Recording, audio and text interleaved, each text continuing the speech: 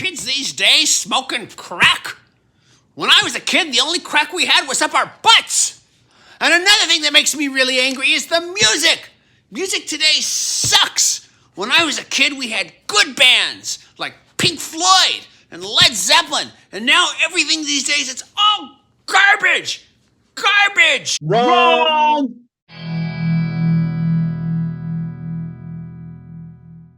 Hey, everybody, this is TJR. And this is Robert Kinsler.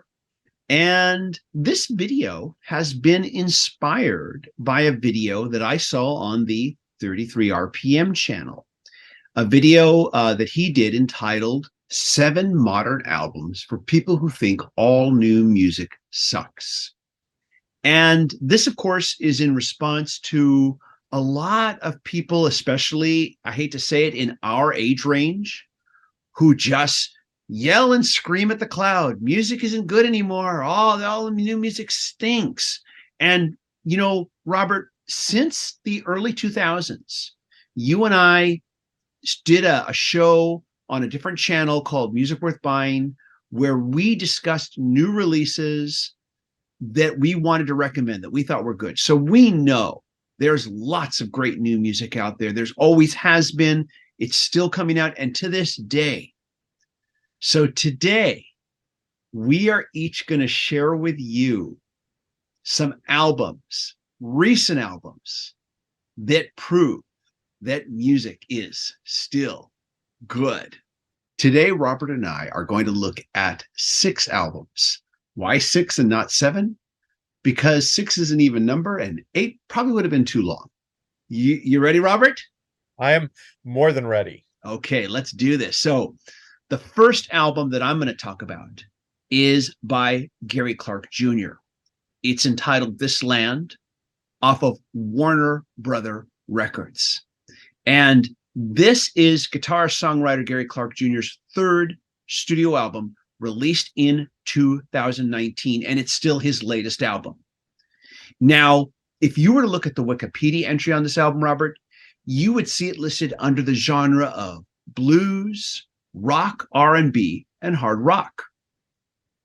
But in all honesty, I would also add to that hip-hop, electronica, reggae, 80s rock, 70s soul, and acoustic blues into that description. Genre-wise, this album is all over the map, and you would think that wouldn't work. But what makes this album work is that at the core of it is Gary Clark Jr.'s guitar. I'm guessing he's a guitarist first and foremost, and that's what inspires all his songwriting. The guitar is the defining thread throughout all of the songs on this album. And I have to thank you, Robert, because you introduced me to this album. We covered this back when we were still doing Music Worth Buying back in 2019. You talked about this album and you played me some clips, and I was blown away by it. Since then, I have, of course, heard the entire album. I want to add this album went on to win Best Contemporary Blues Album.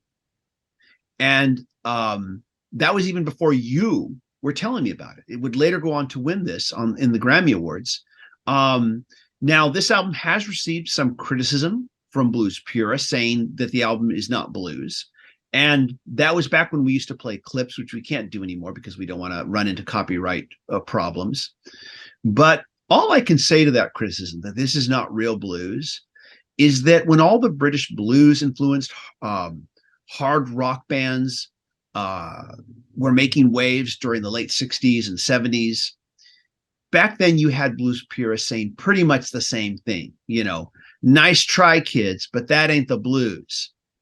Fast forward to today, and most blues purists have no trouble accepting that wave of players from the late 60s and 70s as part of the pantheon of blues. And I will also add, don't forget that Billy F. Gibbons of ZZ Top took inspiration from Depeche Mode, of all people, to help him redefine what electric blues rock could be. And it helped him craft the Eliminator album, their most commercially successful album ever. So even if you don't consider him a blues artist, there is no denying that this album definitely redefines what a rock guitar album can sound like. My only nitpick about this album is that it might be its length, and it's a nitpick. Don't get me wrong, this album is loaded with strong tracks, but it runs slightly over 62 minutes. And if I could have been in the room offering advice, I would have suggested Volume 1, Volume 2. Make it 2 albums. I think the best of the classic rock period albums lasted only about 30 to 40 minutes. I think you can, you can disagree with me about that in the comments if you want, but I think albums are more digestible within that time length. You know, TJ, I have so many great things. I don't want to hog up hours and hours, but like you, I'm just a huge fan of Gary Clark Jr. You know, what comes to mind is a number of years ago, the blues rock great Walter Trout told me in an interview that if blues music was to survive, that artists would have to continue to push the boundaries of that genre forward. Listening to This Land is to hear how right Walter Trout was. Across that album, Clark proves the secret of keeping blues alive and relevant comes with what he does there, which is stunning musical excellence and a forceful ability to tap into real world experience to keep it all real. And just a great album. I'm glad you brought that today. I appreciate you introducing me to it. Oh yeah. No, and I was introduced to him, TJ, when I saw him at Coachella, and I was blown away. I mean, yeah, and I've been a fan ever since, and that was a number of years ago. I'm going to move now to my first album that we're going to discuss, and that's the latest album from Arcade Fire titled We. Now, on the heels of the band's mesmerizing last-minute appearance at Weekend 1 of Coachella in April of 22, they released their 6th album, which is titled We, and it's divided into 2 sides, and it's one side is called I, and the other one's called it We. It's and the 7 tracks on this album conjure up the best of the band's albums previously, and I would put in that list 2007's Neon Bible and 2010's The Suburbs. Those are both also excellent albums that I highly recommend. But it also moved the band forward, I think. You know, I think the COVID lockdown had a profound impact on so many artists, and you hear that here. On this album, you know, Arcade Fire is led by the husband and wife duo of Win Butler and Regina, and I'm going to butcher her name here, Kasanya. So I apologize. That's okay. Don't worry.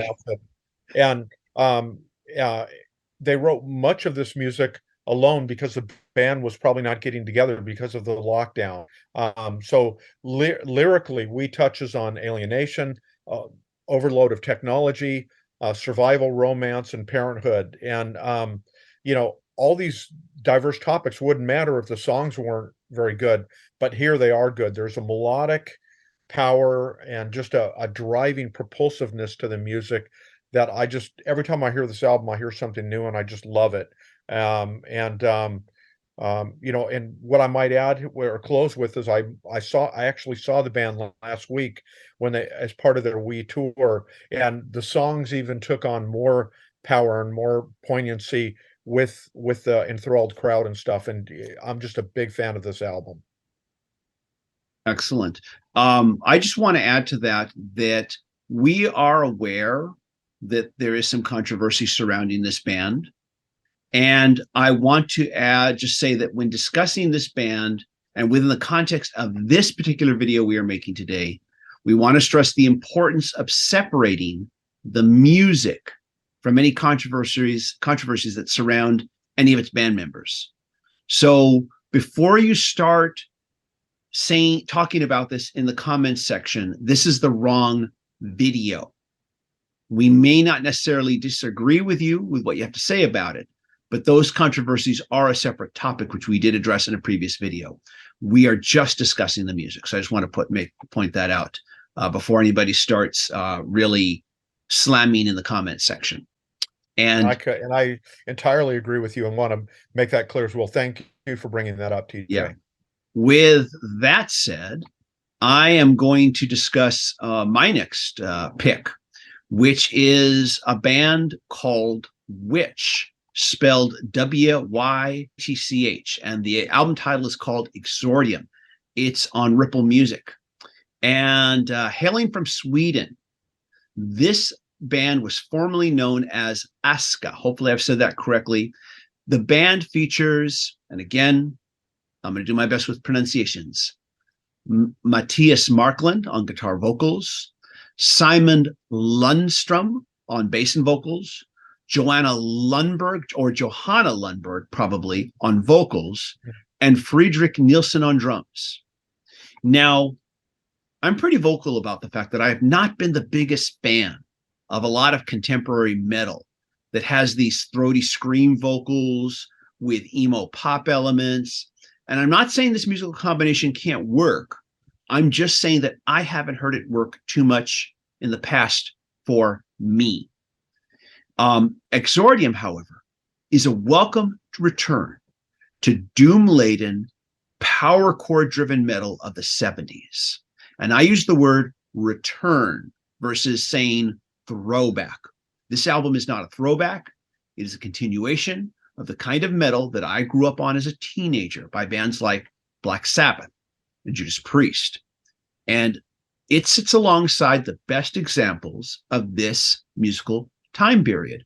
At the heart of the album are its searing guitar riffs, which cut through me and unleashed my inner 16-year-old and had me playing air guitar and banging my head. And also Johanna Lundberg's soaring and incredibly powerful vocals. When I think of modern metal, it is this type of powerful and operatic vocals of singers like Rob Halford and Ronnie James Dio that I feel not only help define the genre, but is sadly missing from so much of today's modern metal. And I am glad to see Witch returning to this style, bringing this style back to us. Just like the metal bands of the 70s, Witch also understands song structure and songwriting. Released in 2021, Exordium is without a doubt some of the best heavy metal that I have heard since the 70s. And it is a tight 40 minutes that will keep you rocking from start to finish. TJ, Exordium is a great album. It's full of hard-hitting rock wrapped up in, as you said it, solid songwriting. And they have a stylish sound that is bolstered by Joanna's vocals and just the great in-the-pocket musicianship of everybody. Like you said, it harkens back to some of the great hard rock bands. And I sometimes would hear a little bit of Guns N' Roses as far as some of the ferocity that they did on their first few albums. And there's a total undercurrent of classic blues rock, but they incorporate elements of prog rock, metal, and punk even into the mix, but without doing it as like a, too calculated. It's just very organic and authentic.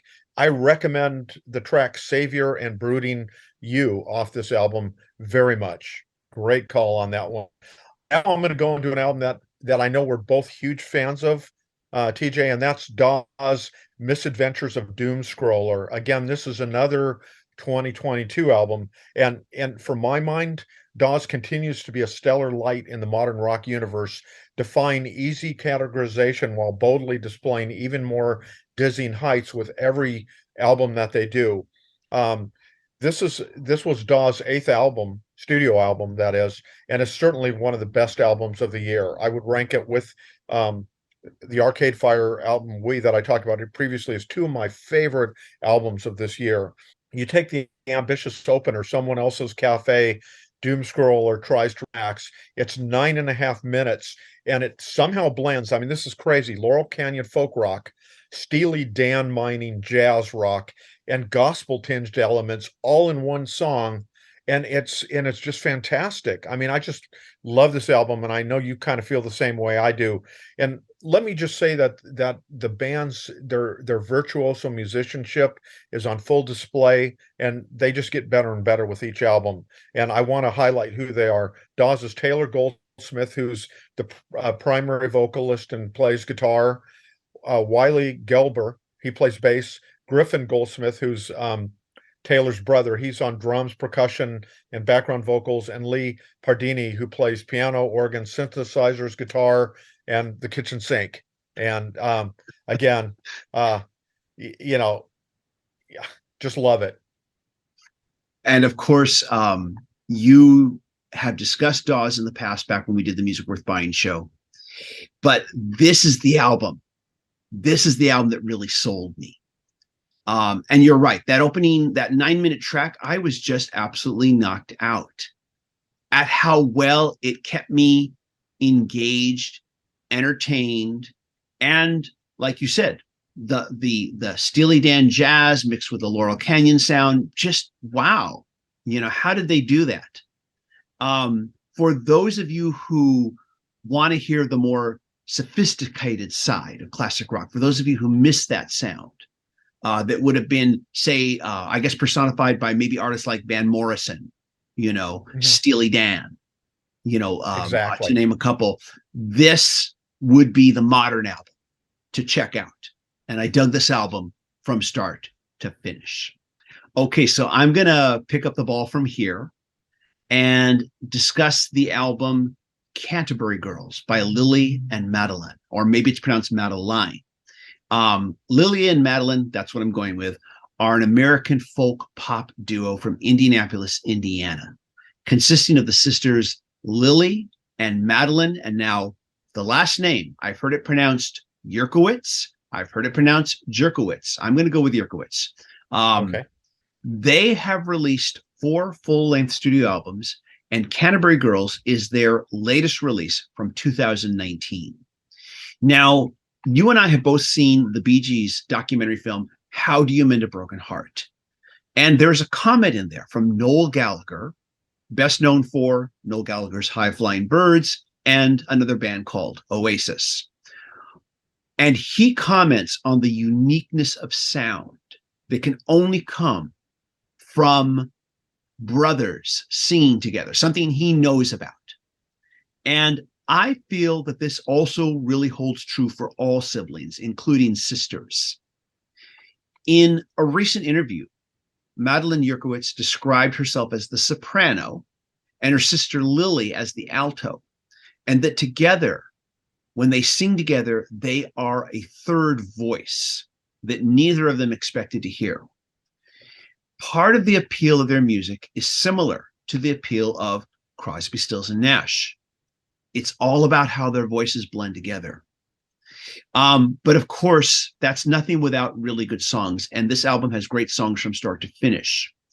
The lyrical themes deal with struggling through a bad relationship, finding inner confidence, and finding personal success through day-to-day persistence. As for myself, the lyrics aside, I was absolutely gobsmacked by the sheer textural beauty of their harmonized voices, their wonderful melodies, and the very warm production from producers Daniel Tashin and, hopefully I say this right, Ian Fitchuk. In spite of so many of the album's songs dealing with personal and interpersonal struggles, this is, for me, an incredibly reassuring album that says that there is always light at the end if you're patient enough to work towards it. TJ, I agree with you that there's something very special and magical when siblings make music together, particularly when we're talking about singing. I think of First Aid Kit, who we've talked about many times on our program over the years. I think of the Secret Sisters. There's a group not as well known called Von Gray, and of course Lark and Poe. We've talked about the 2 sisters, I believe, from Georgia, and these sister-led outfits make magic with their voices. And Lily and Madeline create an otherworldly vibe. I agree, just with exactly what you said. I'm thinking of some of the songs that really blew me away when I heard them. There's a Shimmering Circles. There's a sleek supernatural sadness and a driving pachinko song. And these are just some of the great songs on the album. And I'm glad you brought that one forward today. Now, I'm going to maybe wrap up things today by talking about the latest album from Marcus King. And I know that, again, this is an artist that we're both fans of, particularly this album titled Young Blood. And Mark, he's not only a fantastic singer and songwriter, but he's an amazing, amazing guitar player. He returned in August of 2022 with Youngblood, which is a sharp 11-track set of hard-hitting Southern fried blues rock. Music lovers who missed the guitar heroes of yesteryear should run out and grab King's new album. It's that good. While listeners thrilling, that he's such an amazing guitar player, they will also be gripped by the songs that they're hearing, which collectively chronicle a dark period for King following a devastating breakup that he had. The artist honestly addresses drug and alcohol excess, as well as the real life issues of depression and mental health struggles. And most of us have known someone, even in my own family, that have dealt with mental health struggles. And I think he brings this stuff, into his recordings in a palpable and authentic and convincing way that is and he's very young. I don't remember I know he's still, I believe in his early, 20s. maybe mid-20s. Yeah. So, and some of the tracks I'll call out is It's Too Late, Lie, Lie, Lie, Pain, and Good and Gone. They showcase this Southern California native focusing simultaneously on his signature gritty vocals and astonishing lead guitar work. And I could go on and on about this album, but let's wrap it up and say King uses his influences to create the same kind of dynamic firepower amidst a relatively quiet storm that it's just a fantastic album, and I know you probably agree with me. Oh yeah. I was really thrilled with the advanced tracks leading up to this album, and then when the album came out, I was thrilled with the album. And I'm jealous of you that you brought up this album before I could. It just rocks. A moment ago we talked about Gary Clark Jr. pushing the boundaries. Now, Marcus King is more embracing the traditional of the 60s and 70s, blues, hard rock. He's more embracing that. And some of the 80s of Stevie Ray Vaughan, he's more embracing what we consider the traditional, which at one point blues purists rejected and now embrace. But he's doing it so well. It's so good to hear swampy, dirty, and also really swaggery blues rock that is confident. And so if you're a classic rock fan, if you miss bands, the heavy British blues bands of the 70s, you don't think there's anything good, stop complaining, go check out this album. Yeah. And so there we have it. We just talked about 6 albums that have been within the last 5 years that are excellent albums and that prove that new music is still good. And so we hope you'll check these out. But also, we know that we have a lot of really adventurous viewers on this channel who continue to check out new music, who continue to move beyond what internet algorithms and radio is telling them they should listen to, and move beyond that and find the good music. So please let us know what albums out there that you think prove that music is still good, and tell us about it in the comments so we can all read about it. And hope you enjoyed this video. If you do and want to see us maybe do this again, talk about more albums in the future. We used to do it on Music Worth Buying. Maybe it's time to start doing it again, but let us know. Be sure to hit like, hit subscribe, and hit the bell notification icon so you never miss a video. A big thank you to the patron supporters for the support they give. Patron supporters do receive exclusive weekly videos every weekend on Sundays that are not available here on the channel. And if you'd like to be a patron supporter, go to patreon.com/TJR the original. Robert, thank you so much for joining me for this today. Really appreciate you're welcome, TJ. This was a blast. Yeah, and I want to do this again. Music is still good. And so everybody, thank you for watching, and we hope you're having a terrific weekend, and we'll see you again soon. Bye-bye.